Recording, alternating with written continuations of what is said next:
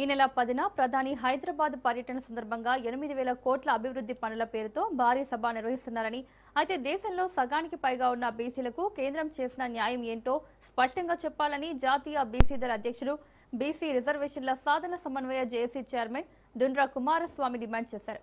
జనాగ్రహ సభ పేరుతో నిర్వహిస్తున్న ఈ కార్యక్రమం బీసీల సమస్యలకు సమాధానం చెప్పకపోతే బీసీల ఆగ్రహ సభగా మారే పరిస్థితి వస్తుందని హెచ్చరించారు.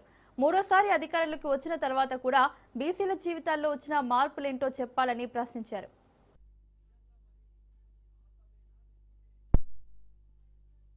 ఈ నెల 10వ తారీఖున ప్రధానమంత్రి హైదరాబాద్కు వస్తున్నారు.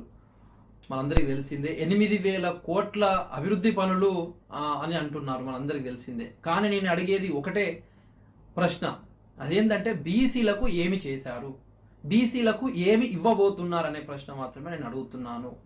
ఈ సభ జనగ్రహ సభ అని అంటున్నారు. మరి ఓకే, నిజంగా మరి ఇది ఆ సభేనా లేకుంటే బీసీల ఆగ్రహ సభనా అనేది ఒక్కసారి ఆలోచించుకోవాలని సందర్భంగా తెలియజేస్తా ఉన్నాను. ఎందుకంటే ప్రధానమంత్రి 3 సార్ల ప్రధానమంత్రిగా దేశానికి అద్భుతంగా 3 సార్లు అవ్వడం అంటే ఆషామాషి విషయం కాదు. సరే, ఇక్కడ అద్భుతంగా ఏర్పాట్లు చేస్తున్నారు.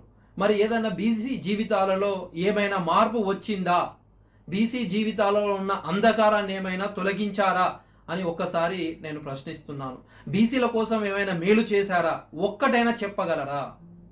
ఎందుకంటే పెరిగిన చెట్టు దగ్గర మనం కాయలు పండ్లు ఆశిస్తాం, అవి ఏమి ఇవ్వకుంటే దాని దగ్గరికి పోయే నాదుడే ఉండడు. అలాగే 3 సార్లు అధికారంలో ఉన్న బీసీలకు చేసింది ఏమిటి అనే ప్రశ్నిస్తున్నాను. ఈరోజు జనగణన అనేది దేశ నిర్మాణానికి ఒక దిక్చూచి. ఆ గణనలో బీసీలు లేకపోతే ఎలా, ప్రణాళికలు ఎలా